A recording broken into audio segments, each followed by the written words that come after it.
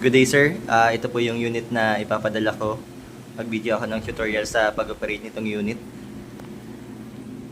Ang thermostat dito po, ang reading niyan ay 37.5 to 37.8. Maximum na reading na allowed ay 38.0. And then switches, automatic ito. Automatic, itaas nyo lang yung switch. Sa automatic, nakasad po yan ng every 2 hours. Ayan, so gumagalaw yung tray. And then service light, ito. Pampaliwanag lang yan sa loob. Ginagamit lang yan kung may sisilipin kayo. Ayan, ilaw lang yan LED. Hindi po yan yung heater. Pampaliwanag lang yan kung may sisilipin. Taas or baba, gagana yan. Ayan, taas or baba ng switch, gagana. And then, manual, left and right. Ginagamit siya pagpantay ng tray kasi nakatagilid yung tray. Pagka naka-automatic, mag-steady siya ng nakatagilid. Mahirap mag-load ng itlog.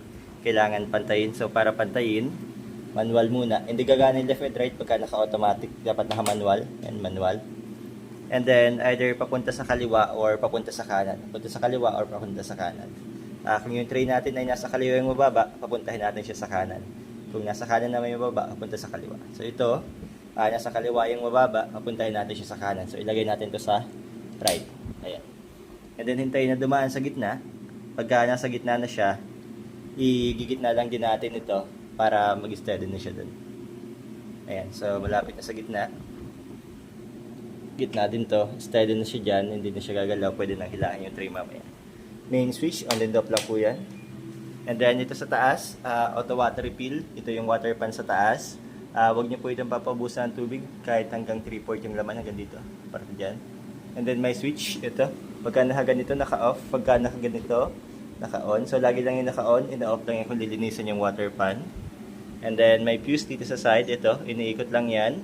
Kung sakaling yung buong sistema hindi gumagana pati yung pan, posibleng pumutok lang yung fuse. For protection lang naman to. Magbibigay ako ng extra na pamalit para kung pumutok. And then latch lock, dalawa.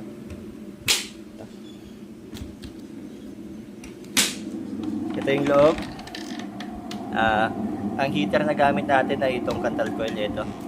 And then pan, ito yung auto water refill galing taas, may floater yan so hindi siya mag-overflow. May takip lang yan, yung takip ganito lang yung pagkakalagay.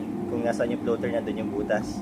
Huwag niyong babalik na rin kasi mag-overflow yan, sasabitan sa takip. And then ito yung setter, pwede nang hilahin. Ayan. At ito pang isa, pwede nang hilahin. Ayan, hatcher tray. Ayan. So, dito sa center, nandito yung itlog ng 1 to 18 days. 19 days, nililipat dito sa hatcher. So, every 10 days, ikandling nyo kapag ka sa center. And then, bago ilipat sa hatcher, ikandling nyo pa rin kasi baka may mga bulok. Masama, puputok po yun sa incubator. Dapat matanggal yun. Habang yung itlog na dito sa setter, yung takip, lagay ng tubig ay may takip. Yan, ganyan lang siya.